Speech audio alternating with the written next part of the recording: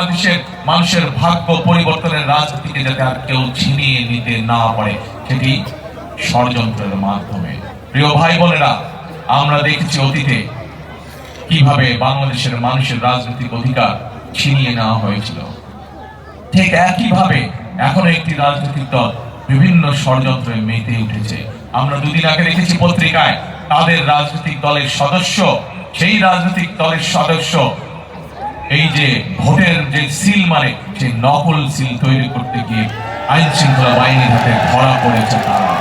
সেই জন্যই আপনাদেরকে আমি বলবো, আপনাদেরকে সতর্ক থাকতে হবে, সজাগ থাকতে হবে, যাতে এই এলাকায় কোদাল মার্কার আমাদের যে প্রার্থী বাংলাদেশ জাতীয়তাবাদী দলের সাথে যারা রাজপথে আন্দোলন সংগ্রামে ছিল বিগত আন্দোলন সংগ্রামের সময়, আমরা এই এলাকায় কোদাল মার্কার প্রার্থীকে আমরা দলের পক্ষ থেকে, বিএনপির পক্ষ থেকে দিয়েছি, যাতে কেউ ষড়যন্ত্র করে সেই নকল সিল দিয়ে অন্য কোনো রেজাল্ট করতে না পারে।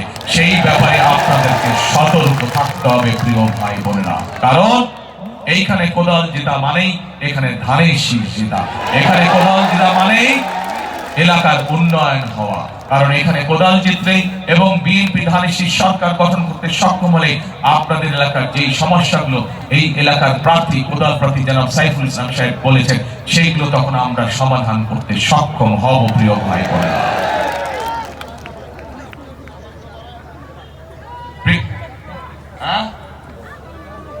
কি বলে দেখতে পারেন না? আচ্ছা ঠিক আছে, আসছি আপনাদের কাছে আসছি। এখন প্রিয় ভাই বোনেরা, আজকে এই যে নির্বাচনী সভা,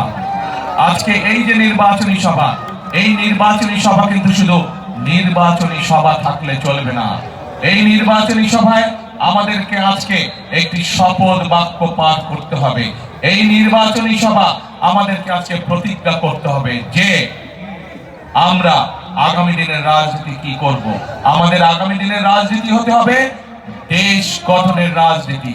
আমাদের আগামী দিনের রাজনীতি হতে হবে মানুষের ভাগ্য পরিবর্তনের রাজনীতি। প্রিয় ভাই বোনেরা, আমরা অতীতে আন্দোলন করেছি, সংগ্রাম করেছি, স্বৈরাচারকে এই দেশ থেকে আমরা বিতাড়িত করেছি।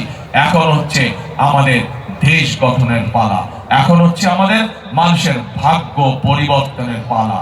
এবং সেই জন্যই আমাদের সকলকে কাঁধে কাঁধ মিলিয়ে একসাথে কাজ করতে হবে। এখানে একটু আগে সাইফুল হক সাহেব বলে গিয়েছেন ওনার বক্তব্যে, শহীদ রাষ্ট্রপতি জিয়াউর রহমান এই কোদাল দিয়ে সমগ্র বাংলাদেশে খাল খনন কর্মসূচি শুরু করেছেন।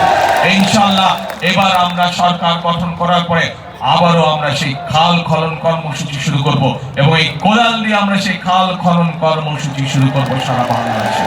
এই কোদাল দিয়ে এমনকি এই এলাকায় যে জলবদ্ধতা আছে সেই জলবদ্ধতা আমরা এই কোদাল ব্যবহার করে জলবদ্ধতা ইনশাআল্লাহ আমরা দূর করব।